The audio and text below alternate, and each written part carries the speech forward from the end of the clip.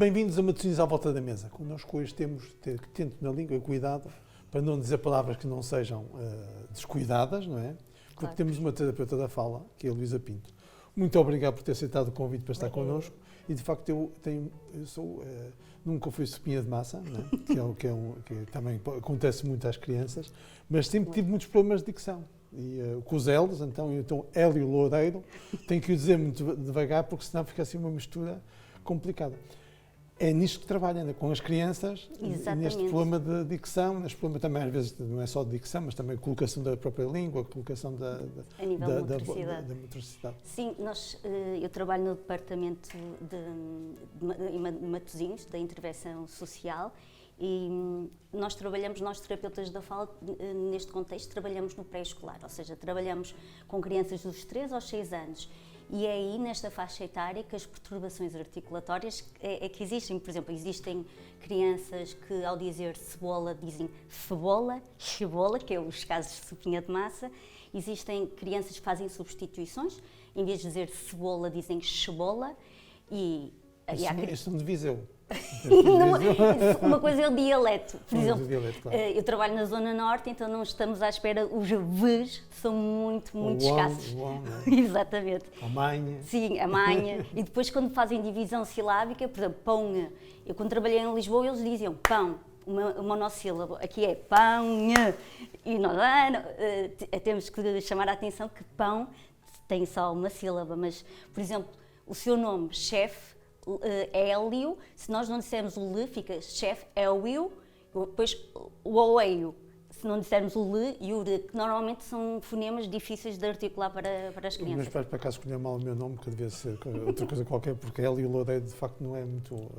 É um bom exercício para as crianças. Vou começar a utilizar esse exercício. Depois há aqueles exercícios de o rei roeu a garrafa, o rato roeu as trava-línguas.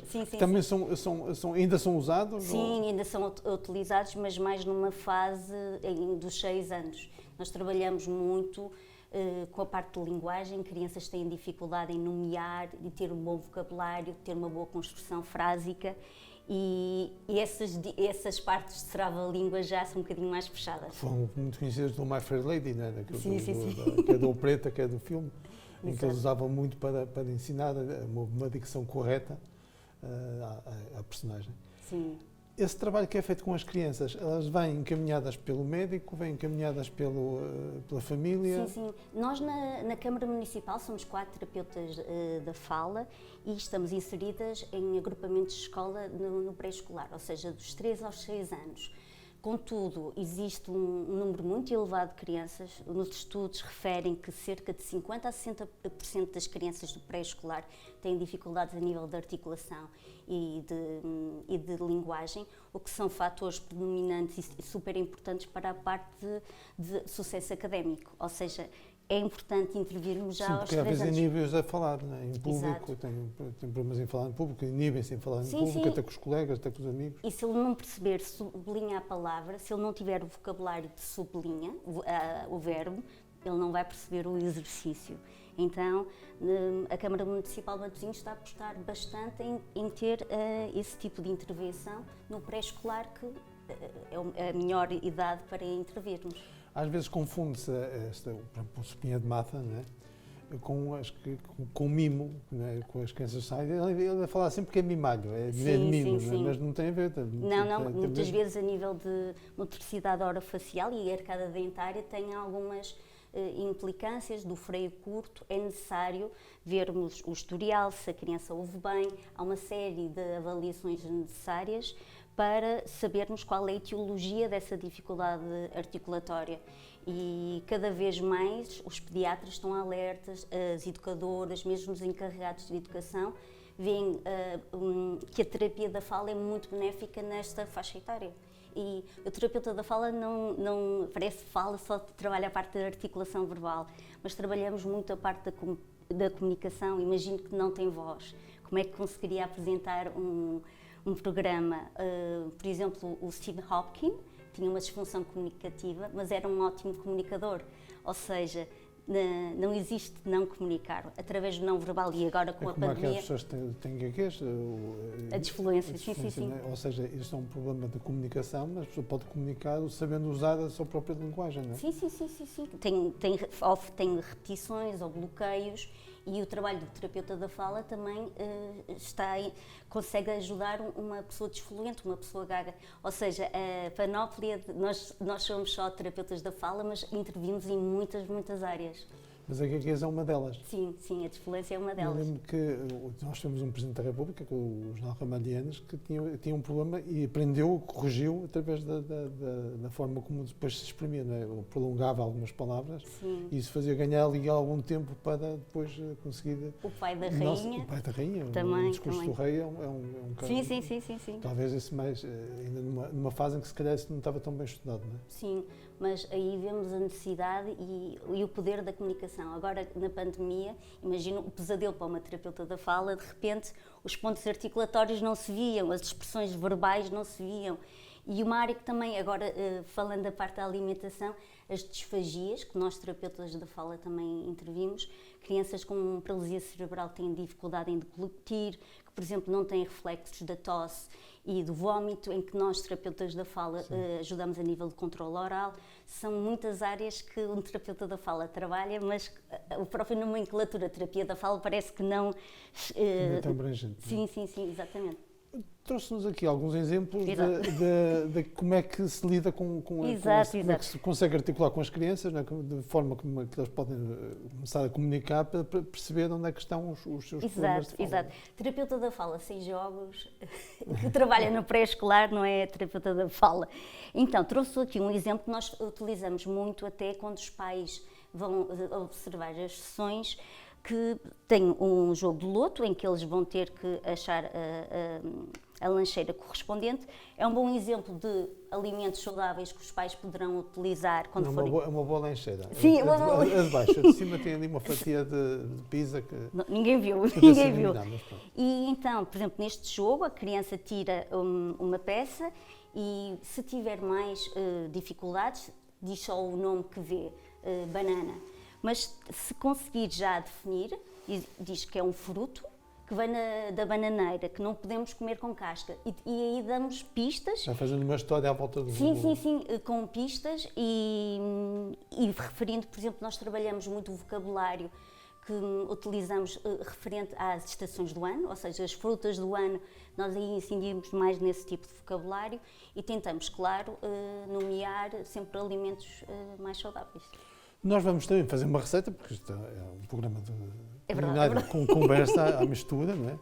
E sobretudo alimentação saudável. E vamos fazer uma receita com queijo, ou seja, nós temos aqui a proteína animal, neste caso, que é queijo. Eu costumo usar, passo a publicidade, queijo castelões em cubos, vamos saltear então com bimis. Também pode ser feito com brócolos, ou seja, vai dar o mesmo. Os bimis são mais tenrinhos, de facto, mas os brócolos também são ótimos. Na altura deles, nós vamos usar, de facto, os produtos segundo a sua sazonalidade, segundo a sua proximidade, porque hoje existe muito aquela ideia do abacate, da quinoa, que vem do outro lado do mundo e que tem um impacto na natureza terrível e que nós sabemos que devemos combater exatamente isso. Devemos usar os produtos de proximidade, de sazonalidade e biodiversidade, quanto mais, melhor. Com cebola roxa, pode ser também cebola branca mais doce, mas esta cebola roxa depois fica mais crocante, fica pelo meio, fica também para além do aspecto estético, mas também em termos de sabor é muito interessante. E depois vamos levar também batata doce cozida. A batata doce não é a salvação do mundo. A outra batata também existe e também é boa na mesma. Não é a salvação do mundo, ou seja, não é substituir agora toda a batata que anda na terra por batata doce. São tubérculos diferentes. Mas a verdade é que nós temos que, muitas vezes, agora a tendência de deixar que a batata parece que é para arrumar. Não é verdade. Nós podemos continuar a comer batata com peso e de medida, não é 2 kg de batata, mas 150 gramas de batata é o ideal. Agora, a batata doce é outro tubérculo que também é ótimo para a alimentação e vamos usar neste caso.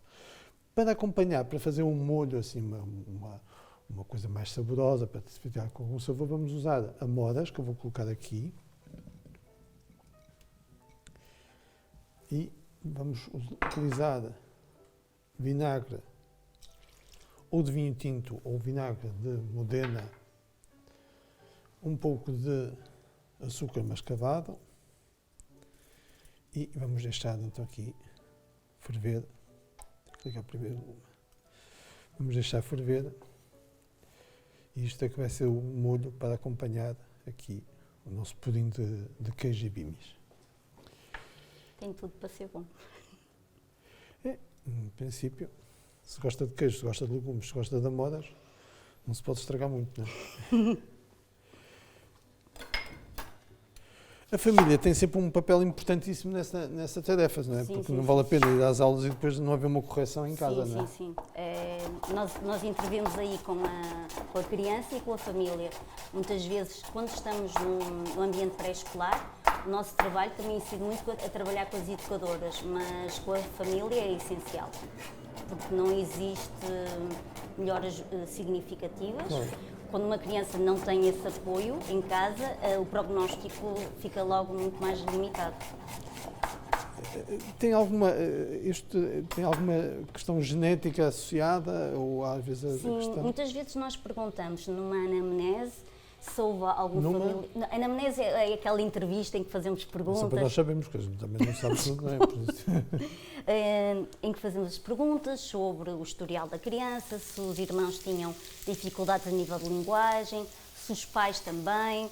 E notamos que existe muitas vezes uma incidência, isto para percebermos a etiologia, a causa da dificuldade. E muitas vezes percebemos qual é a dificuldade. E nota-se que os pais que dão muitas experiências aos filhos, que, por exemplo, elaboram receitas com eles em casa, que essa interação e esse vocabulário aumenta. Nós temos, por exemplo, crianças em que eu peço para nomear, diz-me o nome de vegetais, legumes, e eles vão se lembrar, uma das pistas é, olha, quando fazes a sopa lá em casa, que alimentos é que podes colocar? Bem, se fizerem sopa em casa já é um bom sinal. Exatamente. Se souberem que é legumes também já é um grande sinal. Exato, não é? Porque exato. às vezes, Exato. infelizmente, vivemos num tempo em que ou as crianças nem sequer vêm fazer sopa, não é? Sim, Ou nem sim, estão sim, presentes na sim. cozinha, ou muitas vezes aquilo que comem não é de todo uma alimentação correta e nós estamos a falar exatamente, por exemplo, de problemas de deglutição em que as pessoas às vezes não têm esse cuidado. Não é? Sim, sim, sim, é verdade. Mas quando existem essas famílias, nós notamos logo o feedback e o Até vocabulário o da próprio criança. vocabulário, não é? Exatamente.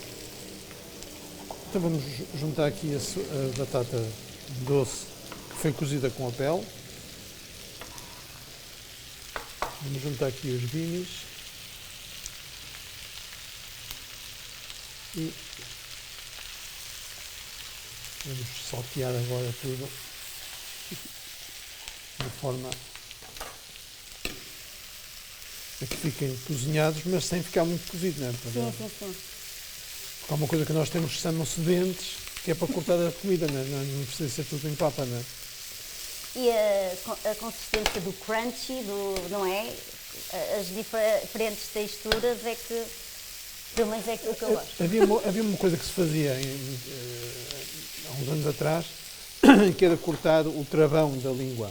O freio. O freio, sim, não é? sim, sim, sim. Isso ainda se faz, é uma prática que algumas crianças ainda têm, de facto. Muitas vezes é limitativo mesmo para o processo de deglutição normal, de beber o leite, é limitativo. E, por exemplo, para dizer o seu fonema, o L, eu preciso fazer uma supraversão, ou seja, pôr a língua atrás dos dentes, e eu preciso que a língua não tenha nenhum impedimento, ou seja, o freio da língua.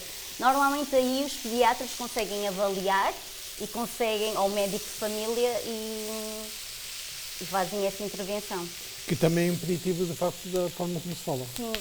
Por isso é que nós fazemos a tal entrevista, a tal anamnese, para perceber e também avaliamos. Se é um problema físico, se é um Sim, problema sim. de estruturação da própria linguagem, não é? Porque, por exemplo, uma das primeiras áreas que nós fazemos o rastreio é a parte auditiva. Porque uma criança que não consegue ouvir bem é uma criança que depois vai ter dificuldades a nível da articulação verbal, linguagem. Ou seja, é preciso despistar uma série de fatores. Nós agora vamos misturar aqui o queijo. Temos de ter cuidado para ele não desfazer todo, não é? Temos só assim envolvemos bem, mas não vamos deixar de derreter completamente, não é? Eu acho um prato ótimo este. Uma coisa muito simples, mas Sim. pode ser uma boa entrada, mas pode ser também um prato principal. Sim. Vamos agora baixar aqui o lume e vamos empratar. Ótimo aspecto. Mas deve ser um trabalho também fantástico, porque quando se lida com crianças é sempre muito compensador, não é? É o melhor trabalho. Não é? Para mim é o melhor. Só existe a Ver os limitação de não resultados. viajar assim tanto. Mas Ver os resultados, não é? Ver sim. Vemos a mudança, vemos. E a nossa população é a população mais amorosa, ternurenta que alguém pode ter. Por isso, é sempre bom ir trabalhar. Quando foi da pandemia, de facto, trabalhar em casa e online não deve ter sido nada fácil, Foi não é? muito difícil, porque a interação, o afeto, o tocar, foi muito limitador e principalmente o uso de máscara. Pois, Foi- as máscaras, então. Sim, foi, Sem foi ver- muito sem ver os difícil. lábios, não é? Sim, foi muito difícil. Se Mesmo bem que as havia questões umas de não lavar. máscaras transparentes. Nós tínhamos, só que depois embaciava um bocado. Depois a gente teve esse problema. Eu sei que é isso porque em algumas cozinhas é obrigatório o uso de máscara e de óculos. São umas cozinhas assim mais específicas, sobretudo na área de saúde. E aquilo é um horror porque os óculos ficavam todos embaciados e as pessoas não viam nada, não é? Então agora fazemos assim. Colocamos bem, prensamos, não é? E temos aqui então um pudim de batata doce, queijo.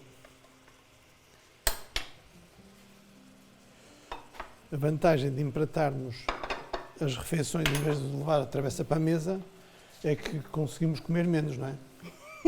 Só comemos aquilo que está exatamente no prato, não é? Sim. É uma boa prática. Vamos colocar então aqui, temos as amoras. As amoras, entretanto, perdão, foram ficando sem a cor, não é? Por causa do vinagre. Ficam assim mais vermelhinhas. Então colocamos assim à volta. E temos então aqui um prato principal, uma sopa antes e ficamos aqui com um prato principal fantástico, ou uma entrada, desde que depois o prato a seguir não seja muito pesado. Muito obrigado por ter estado connosco. Obrigada, Muito obrigado por esta lição e por sabermos de facto que existem em Matosinhos grandes terapeutas de fala que ajudam exatamente estas crianças para que elas depois mais tarde não tenham problemas na sua dicção e na sua abordagem com os outros. Sim. Que é muito importante. Muito obrigado. Obrigada eu. E nós, até à próxima, se Deus quiser.